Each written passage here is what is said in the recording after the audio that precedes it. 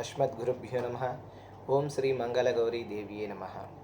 మనం ఎక్కడ చూడని విధంగా మన తెనాలిలో మన శ్రీ విద్యాపీఠం, శ్రీ శాలిగ్రామ మఠం, అలాగే శ్రీ జయలక్ష్మి మాతృమండలి వారి యొక్క సంయుక్త ఆధ్వర్యంలో లక్ష గౌరమ్మలకి ఆరాధన చేస్తున్నాము. ఇదే తెనాలిలో తొలిసారిగా జరుగుతుందన్నమాట. లక్ష గౌరమ్మల్ని ఒకే చోట చూడటం మన పూర్వజన్మ సుకృతం. పైగా శ్రావణ మాసం, మంగళవారము, సంకష్టహర చతుర్థి నాడు చాలా విశేషంగా లక్ష గౌరమ్మల ఆరాధన చేసుకోవటం మన పూర్వజన్మ సుకృతం. ఈ లక్ష గౌరమ్మల యొక్క ఆరాధనలో లక్ష గౌరమ్మల్ని దర్శించటం, అర్చించటం, అమ్మవారి ప్రసాదం స్వీకరించటం అంటే సామాన్యమైన విషయం కాదు.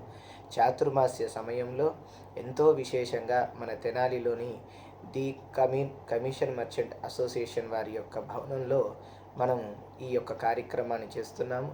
రేపు ఉదయము 12వ తారీఖు 8వ నెల 2025 మంగళవారము 9:30 నుండి కార్యక్రమాలు జరుగుతాయి. లక్ష గౌరమ్మల ఆరాధన 50 మంది భక్తులు విచ్చేసి ఈ లక్ష గౌరమ్మల ఆరాధనలో పాల్గొని ఆ లక్ష గౌరమ్మల్ని దర్శించినా చాలు, మనం చేసిన పాపకర్మలన్నీ కూడా నశిస్తాయి.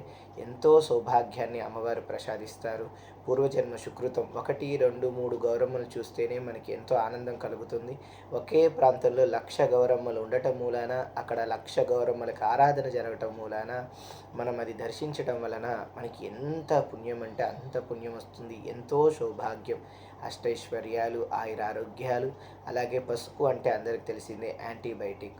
ఈ పసుపు మనకి ఎంతో శక్తినిస్తుంది, క్రిమి నాశనాన్ని చేస్తుంది. పసుపు లేకుండా ఏ శుభకార్యం చేయము, ఏ వంట కూడా చేయము. అటువంటి పసుపుతో గౌరమ్మని చేసి ఆరాధన చేసి అవి జల్దీలో కలపటం మూలాన కొత్త నీరు వస్తూ ఉంటాయి కాలువలో, ఆ నీరంతా కూడా శుద్ధి అవుతుంది. దానికోసమే ఈ లక్ష గౌరమ్మల్ని చేయటం జరుగుతుంది. ఈ లక్ష గౌరమ్మలని 108 మంది ముత్తైదువులు కూర్చొని ఎంతో విశేషంగా 12వ తారీఖు మంగళవారం ఉదయము 9:30 దగ్గర నుంచి కార్యక్రమంలో చక్కగా శ్రద్ధాభక్తులతో చేస్తున్నారు.